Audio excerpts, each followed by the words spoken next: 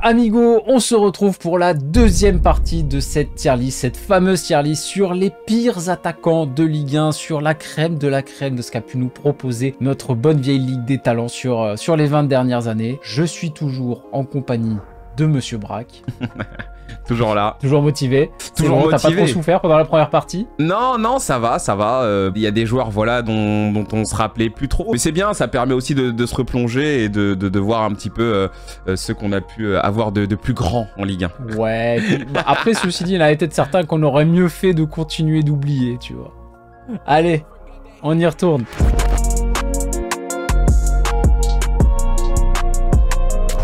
Mattia Kezman. Ouais.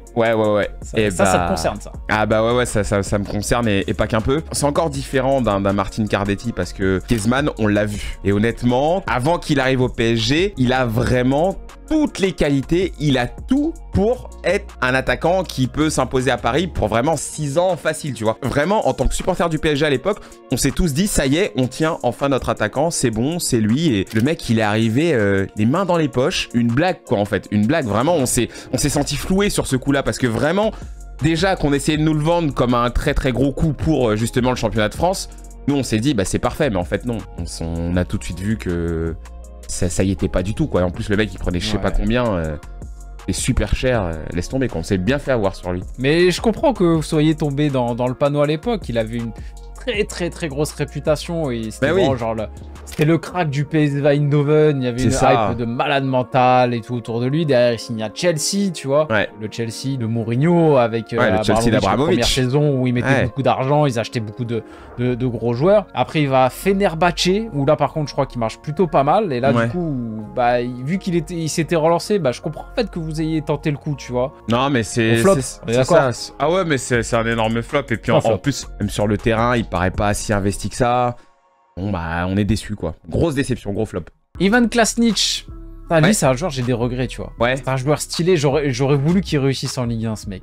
Ouais, pourquoi? Je sais pas, il avait un truc. Après, tu vois, il arrivait avec une grosse aura parce que il avait fait un duo de malade mental au Werder de Brême avec Miroslav Klose, tu vois. Ouais. C'est un joueur, ça a été compliqué pour lui. Il a eu de gros soucis de santé. Il a j'ai entendu ça. De rein. On pensait qu'il allait devoir arrêter sa carrière. Finalement, il signe à Nantes. Ça aurait pu être la belle histoire. Ça aurait été beau, tu vois, que ce mec-là se relance en Ligue 1. Bon, malheureusement, ça a pas fonctionné. Dommage. Ça a pas pris. Et puis, on espère en tout cas que ça va bien mieux pour lui aujourd'hui parce que les histoires de greffe. Bah, je crois qu'il a eu des complications quelques années après. Ouais, il me semble que c'était chaud. Très dangereux pour lui et tout. On pense à lui. On pense à lui. Mais sur son passage à Nantes, on peut pas dire autre chose que flop, parce qu'en plus cette saison-là, Nantes finit relégué en Ligue 2, hein, si je dis pas de bêtises. Là, par contre, on va être peut-être un petit peu plus sévère. Ouais. Lassina Traoré. Oh là là. Oh, alors lui. On en a vu des saucisses en Ligue 1, mais lui... C'est fou, hein. Encore une fois, gabarit typique du mec où tu te dis, mais comment est-ce qu'on va défendre sur lui? Toute proportion gardée, tu te dis, mais c'est quoi? C'est Haaland, là, le mec qui arrive, là? C'est quoi, ça? C'est encore plus grand, il faisait 2 mètres, hein. Il faisait plus de 2 mètres et tu te dis, mais attends, mais lui, il va tout cartonner, limite sur les coups de pied arrêtés, sur les centres et tout, comment tu veux défendre contre lui? En fait, le gars, tu le vois jouer, tu comprends très vite. Hein. Pour sa défense, je crois qu'il avait eu une grosse blessure à un moment donné avec Monaco, mais globalement, son meilleur pied, c'était la tête, quoi, tu vois, c'est trop, tu vois. Ouais. Moi, j'ai rien contre les pivots, tu vois. Regarde, on a défendu Cheikh Diabaté, Dagui Bakary. Mais là, quand même, c'est trop. En plus, ce mec-là, il avait un gros salaire, il avait une grosse réputation parce qu'il avait plutôt bien marché en Russie, si je dis pas de bêtises. Ouais, c'est ça, Alandji Makashkala, ouais, il avait été bon là-bas. Enfin, on aime bien, il y a des joueurs qu'on aime bien comme ça, des joueurs très grands et qui peuvent... Bah d'ailleurs, quand on pense à Yann Koller, on se dit, voilà, il y en a eu quand même des mecs qui avaient une certaine technique et qui étaient quand même...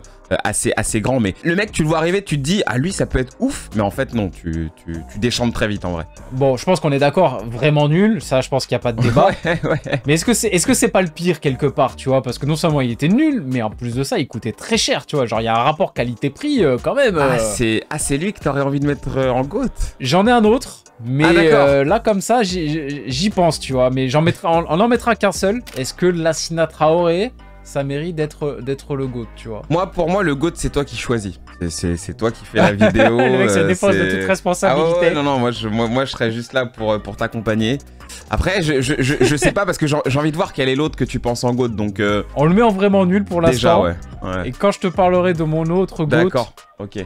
On tranchera. Allez, en attendant, on continue avec Anthony Le Tallec, grand espoir du Havre, passé par Liverpool notamment. C'est l'époque Florent Sinama-Pongol. C'était un peu les deux, hein. On parlait très souvent des ça. deux. Et... Ouais. Il marquait pas énormément, mais il marquait quand même quelques buts, tu vois. Je sais pas, je dirais qu'il devait marquer au moins entre 5 et 10 buts régulièrement. Ouais. Techniquement, c'était pas dégueulasse. Est-ce que c'est pas le mec qu'on mettrait en petit éternel espoir? Alors là, je pense que lui, pour le coup, il a typiquement le profil. En plus, c'est un mec qui a fait 154 clubs. Dans mon esprit, je le voyais plus, comme un 9,5, tu vois. Comme un mec, encore une fois, qui avait besoin d'avoir un autre attaquant à côté de lui pour tourner autour, parce que voilà, il avait aussi quelques qualités, tu vois. De toute façon, c'est comme ça qu'il... Ouais, il était pas dégueulasse.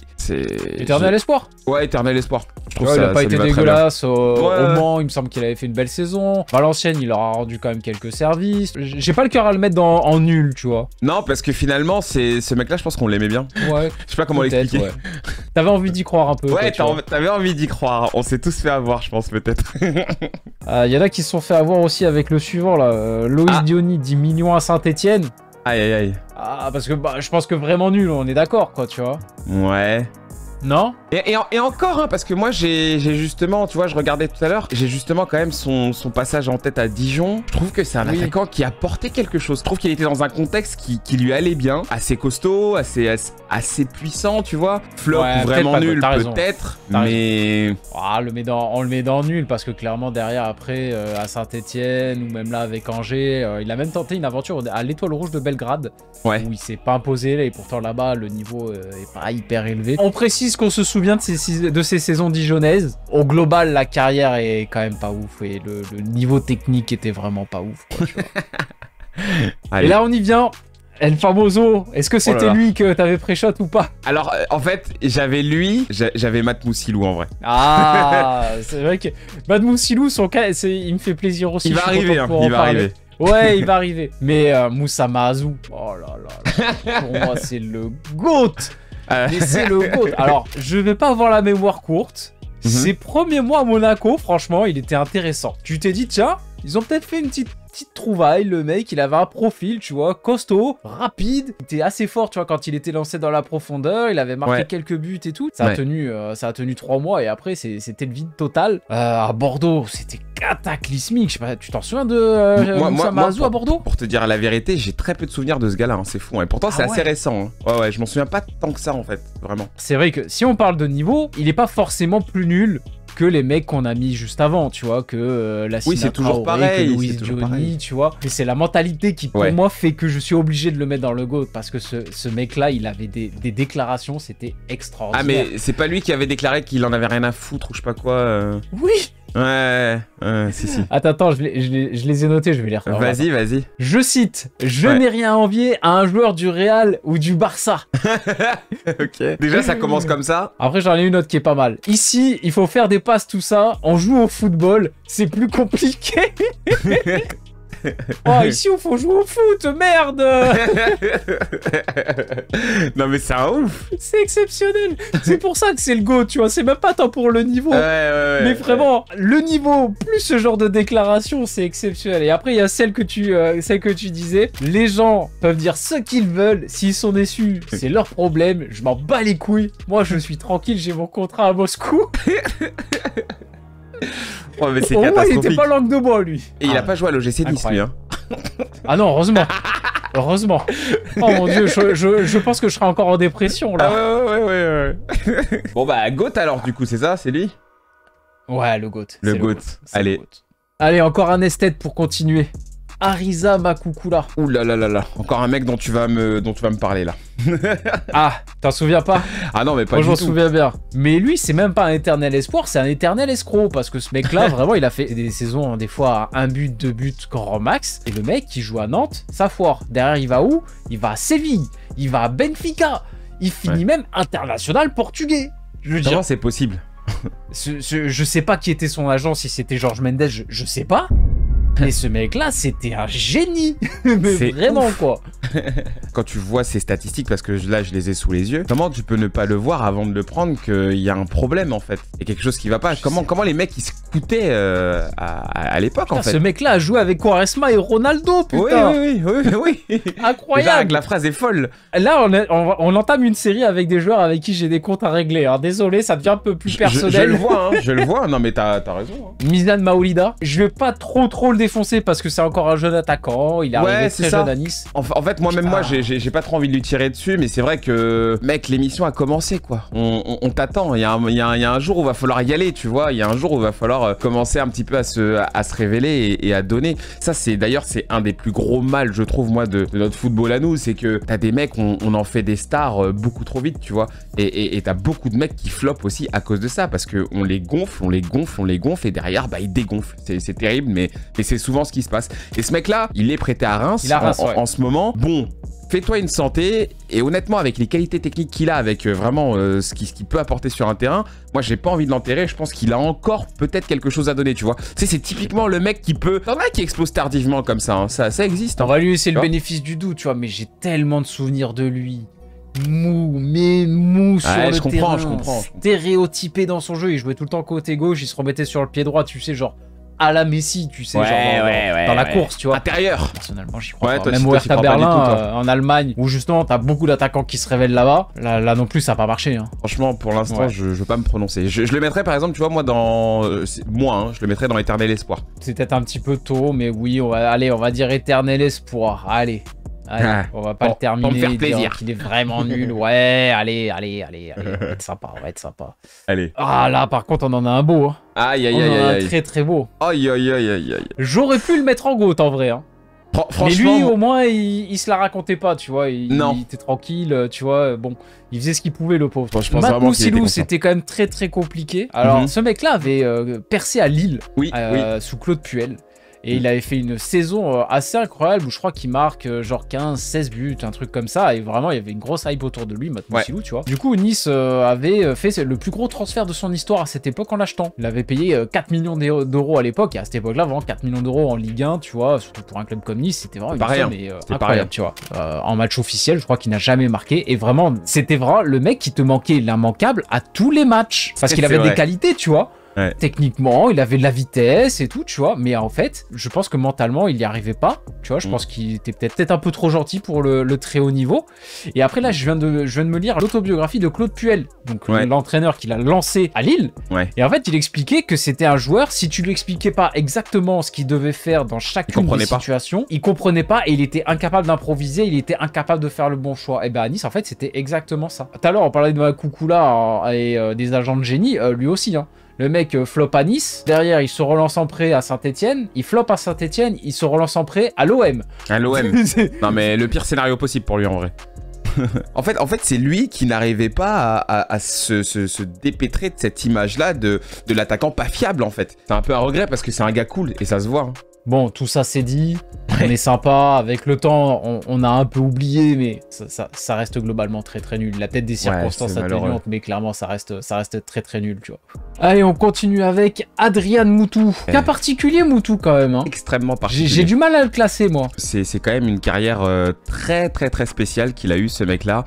Il y a eu des histoires extrêmement sombres, voilà. J'aime pas trop rentrer là-dedans, mais c'est vrai qu'on peut pas y couper non plus. C'était un peu chaud. Hein. Après, c'était surtout du côté de Chelsea, les histoires très sombres. C'était peut-être plus en début de carrière. Ouais. Mais bon, ça, le problème, c'est que c'est des trucs qui te suivent, tu vois. Et que derrière, t'as du mal à faire oublier. Mais néanmoins, si tu veux, j'oserais pas le juger parce que c'est quand même un très grand talent qu'on a connu, tu vois. En Europe, il n'y avait pas des mecs aussi talentueux que lui. Après, c'est pas Messi non plus. Non, c'est pas Messi, mais je l'aimais bien. Un peu plus de trucs. Ouais, moi aussi je l'aimais bien et moi je me souviens aussi que son transfert m'avait quand même pas mal surpris à l'époque parce que il sortait de saisons assez magnifiques à la Fiorentina. Ça m'avait surpris et ça avait surpris un petit peu tout le monde qui signe à l'AC Ajaccio. Alors certainement que cette dernière saison à la Fiorentina devait être un peu moins bonne. J'ai pas forcément tout suivi et je me souviens pas de tout. Mais sur son passage à Ajaccio, moi je l'avais trouvé plutôt pas mal en fait. Ouais. C'est vrai que quand j'ai posé la question sur Insta, quels sont pour vous les pires attaquants de Ligue 1, le nom d'Adrien Moutou est revenu assez souvent. Moi, j'ai du mal à me dire que c'est l'un des pires qu'on ait vu parce qu'il a quand même marqué quelques buts. Balle au pied, il t'a apporté quelque chose. Et en plus, dans une équipe d'Ajaccio où il y a quand même une équipe qui est pas forcément très propice à l'épanouissement quand tu es un attaquant créatif, tu vois. C'est là-bas à Ajaccio, généralement, c'est plutôt la castagne, tu vois. De toute façon, quand t'as un joueur comme ça qui vient dans notre championnat, rien que de par ses qualités, il fait tellement la différence visuellement. Ça se voit en fait que le mec est quand même à part. Franchement, je t'avoue, je saurais pas où le classer en vrai. C'est très compliqué pour moi. Je sais pas. Moi, j'ai envie de le mettre en vous abuser parce que de moi-même, moi, je l'aurais pas mis dans cette liste en fait. Adrien, bah ouais, pour moi, je sais pas ce qu'il fait là en fait. Je dis pas non plus qu'il a été un souffre-douleur. Ouais. Attention, hein, il a pas, je me souviens pas qu'il ait subi un bashing particulièrement intense non plus. Ouais. Mais puisque c'est une suggestion des abonnés et que on est d'accord que il est pas forcément à sa place, je vais le mettre là. Je pense que c'est le plus. Voilà. Avant de passer au cas suivant, j'aimerais juste vérifier si tu es bien abonné à la chaîne et si tu as bien mis ton pouce bleu, toujours très très important. Le référencement. Le suivant, par contre, je pense qu'il y aura moins de débats, bizarrement. Clinton NG. Alors lui. C'est de lui dont tu voulais parler tout à l'heure. Bah oui, en fait, la vérité, je me demandais si tu voulais pas le mettre en GOAT. Après, je pense que ce serait un peu abusé quand même, en vrai, parce que ouais, il avait quand même certaines qualités, mais il a pas laissé un... Ah, il allait vite. Il allait vite. Et le problème, c'est qu'il a pas laissé un énorme souvenir, quoi, en fait. Et surtout, moi, ce qui m'a beaucoup dérangé avec Clinton NG, c'est que ce mec, t'avais vraiment l'impression qu'il en avait rien à battre, quoi. Il y a des attaquants qui ont donné quand même beaucoup plus que Clinton NG, tu vois. Et je pense que ce mec-là, avec les qualités qu'il avait, s'il avait eu un peu plus d'investissement et peut-être que s'il avait eu un peu plus les idées en place, moi, je pense que ça aurait pu être... un très bon atout pour l'OM en vrai. Hein. Bon, ça restait foncièrement à tout droit, mais il marquait quand même quelques buts, tout ça. Il n'était pas dépourvu de qualité. Non, tu vois. C'est pas ce que j'ai dit. Je l'aurais pas mis dans GOAT.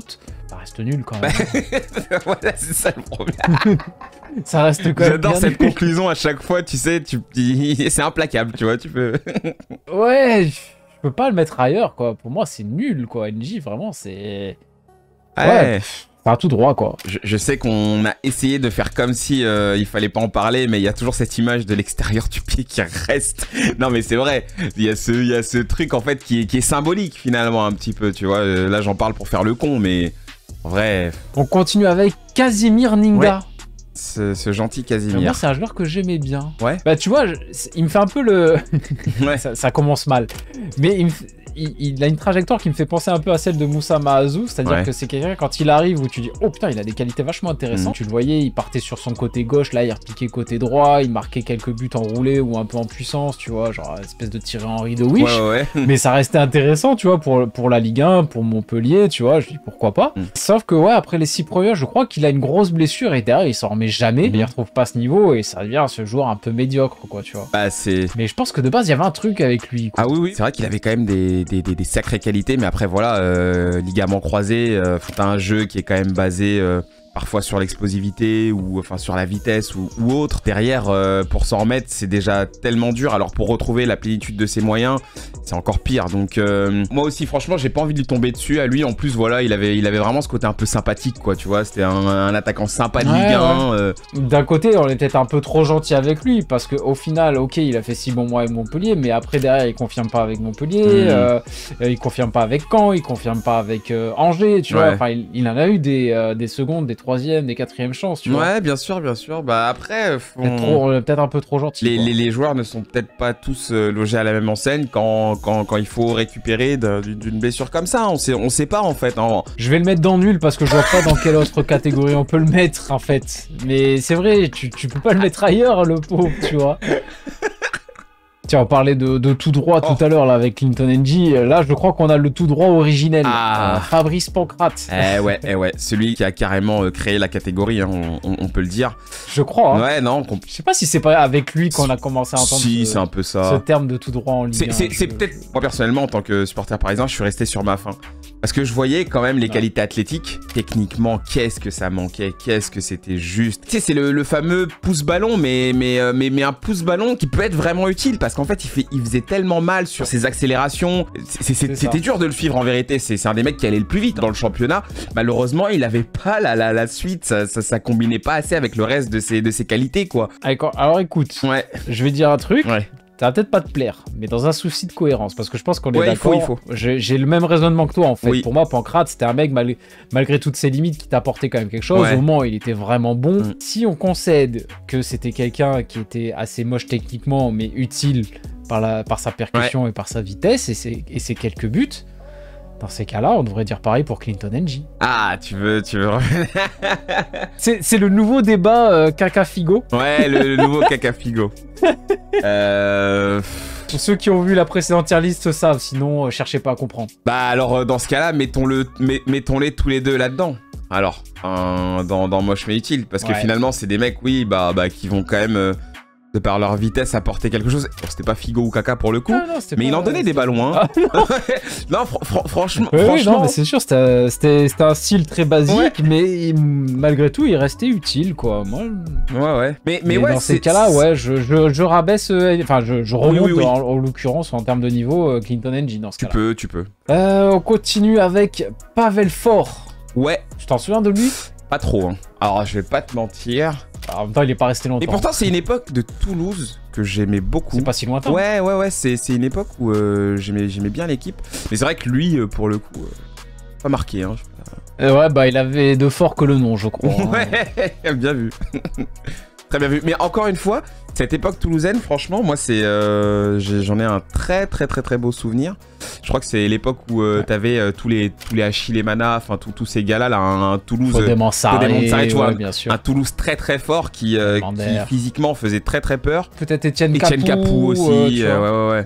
Non, j'adorais cette équipe. Des bons mecs à Toulouse à cette époque. J'adorais cette équipe. Allez, on continue avec. Attends, c'est qui lui déjà? Ah oui, Reynaldo du PSG. Ok. Et pas Ronaldo du coup, hein. Ah non, pas Ronaldo, non, clairement pas. Ah, clairement pas. Ah ouais, non, on en était bien loin. Moi, tu vois, ces mecs-là, c'est tous ces attaquants qu'on a pu avoir au PSG, qui sont venus, qu'on nous a présentés comme des cracks. Et ils savaient très bien à l'époque, je pense qu'il n'y avait pas les réseaux. Ils jouaient beaucoup, je pense, avec la naïveté des gens. On était moins informés sur... Tu vois, les recrutements sur cassette vidéo aussi des clubs, c'était assez exceptionnel. Mais bien sûr. En fait, ce qui est terrible, c'est qu'à l'époque, tu pouvais nous dire ce mec-là s'appelle un tel Naldo, un tel Dinho, quelque chose. Tu sais, il y avait un petit côté brésilien, un petit soupçon brésilien dans le nom. Ça y est, on était tous fans, tu vois. Après, le problème, c'est que vous voyez très vite que non. Il n'y a pas l'adaptation derrière. Les mecs ont un peu de mal sur les premiers matchs. Tu regardes le ratio en termes de buts. Je sais pas trop combien de buts il a marqué avec nous, mais franchement, ça vole pas très haut. C'est pas ouf, mais après, je le trouvais pas dépourvu de qualité, moi. Moi, j'ai... Il avait une certaine puissance, tu vois, je sais pas. Ça suffit pas. Une certaine mobilité, il a marqué quelques buts. Je sais pas, après, toi, tu l'as plus vu jouer que moi, quoi. Ouais, mais c'est ça, en fait. J'attends de voir même des tours de magie. Enfin, voilà, c'est un Brésilien. Vas-y, enchante-nous, quoi, tu vois. Mais non, il n'y a jamais eu ça. Et très souvent, ces attaquants-là, quand ils arrivaient, il y avait en plus cette forme de nonchalance de je sais pas ce que je fous là, mais je suis là. Puis assez égoïste aussi, le garçon. Ouais. Tu te rappelles l'altercation avec Luboya là, pour le penalty. Oui, non mais ça, faut arrêter, mec. Enfin, reste à ta place, quoi, t'as envie de lui dire, tu vois. Moi, je sais pas. Moi, franchement, je peux pas le mettre dans une autre catégorie que nul. Hein. Un poil sévère, j'ai l'impression, mais vas-y, je te suis. Bon. Tu as certainement vu plus de matchs que moi. Et peut-être que, tu vois, ma mémoire me joue des tours. Allez, on continue avec un nom qui est beaucoup revenu également dans les commentaires quand j'ai posé la question. Nolan Roux. Un nom marquant, mine de rien, de la dernière décennie. Complètement. Quand tu pensais aux attaquants de Ligue 1, Nolan Roux, t'y pensais quand même, tu vois. En fait, c'est un attaquant emblématique, quoi. Alors, on le sait, loin du niveau des plus grands, mais c'est un attaquant qui est là, quoi. Tu vois, en fait, le truc, moi, je me souviens, ce mec-là perd sa Brest en Ligue 2. Ouais. Et on grosse hype autour de lui, tu vois. C'était la nouvelle pépite et tout. J'ai un peu l'impression quand même qu'il a beaucoup vécu sur ça et qu'il y a beaucoup de clubs qui ont tenté le coup tour à tour avec Nolan Roux. Je crois qu'il a fait Lille, il a fait Saint-Etienne, tu vois, et donc pas mal de bons clubs. Bon, après évidemment le niveau a un petit peu baissé. Il a quand même bien mangé sur cette réputation d'espoir français, je trouve, alors que ses performances, sans être nulles évidemment, étaient quand même pas dingue. Quoi. Ouais, moi je pense que c'est des attaquants qui sont quand même assez fiables. Parce qu'avec un Nolan Roux, bah, tu sais à quoi t'attendre. Tu sais très bien que le mec il va pas te claquer 20, 30 buts par saison, tu le sais. Parce que c'est quand même un attaquant qui a du flair. C'est quand même un mec assez malin sur le terrain. Moi je pense que c'était bien de l'avoir dans son effectif sans forcément tout construire autour de lui, tu vois. Bon, quand tu l'avais, il pouvait éternel servir. Espoir. Ouais, éternel espoir. Éternel espoir, ouais. En plus, quoi, vraiment. Ouais, moi je le mettrais là, quoi. Ouais. Ensuite, alors on arrive dans le dernier tiercé, là. Yaya Sanogo. Yaya Sanogo. Et lui, on l'aurait presque oublié, lui. Hein. Oh là. Tu sais où est-ce qu'il joue Tu sais ce qu'il joue là, actuellement? Non, vas-y, dis-moi. C'est exceptionnel. D1 arménienne. Quoi? Mais attends, mais déjà, première question, il joue encore? Bah ouais, du coup, en préparant la vidéo, j'ai regardé un petit peu. Mais c'est ouf la trajectoire. Ce mec-là donc commence à Auxerre, où il avait une bonne petite réputation de bon espoir. Derrière, il signe à Arsenal. Ouais, il fait une petite pige à Arsenal, c'est ça, hein, ouais, il passe par Arsenal. Je me souviens, il avait marqué un quadruplé contre Benfica. D'accord. Improbable, tu vois. Ok. Et derrière, je pense que lui aussi, il a dû bien manger dessus, tu vois, parce qu'au final, Arsenal, il a pas montré grand chose non plus. Hormis ça, et en plus ce match-là, je crois que c'était même pas un match de Coupe d'Europe, je crois que c'était un match amical. Tu vois. D'accord, c'est pour ça que je me disais, parce que je voyais sur ses stats, c'était pas compté. Hein. Il a qu'un but officiel avec Arsenal, donc ouais. Et derrière, c'est un peu le néant, quoi, tu vois. Enfin, c'est un peu un Lassina Traoré-like, quoi. Ouais. C'est grande tige de 2 mètres. Même les buts un peu qu'il marquait, je sais pas, c'était un peu, il s'y reprenait parfois 2 fois. Enfin, il y avait un truc bizarre dans sa manière de marquer les buts. Et des fois, il se pétait même la gueule quand il marquait. C'était bizarre. Il tombait en même temps qu'il frappait, tu vois. Vraiment, je pense qu'il y avait une coordination entre ses membres. Il y avait un souci, tu vois. Enfin, vraiment, c'est. Après, il a eu son petit retour à Toulouse. Hein. Je regarde, là, il est revenu. Ouais, il a marqué quelques buts. Voilà, il a marqué ses petits buts. Mais c'est vrai que bon, quand tu dis son nom, ça y est, tout de suite, les souvenirs reviennent. Mais bon, sur le terrain. Il a pas laissé la plus grande démarque, quoi. Ouais, encore un grand attaquant. Un grand attaquant. Steven Fletcher. Steven Fletcher, la filière britannique un peu. Grand par la taille, mais putain, il laisse pas un grand souvenir.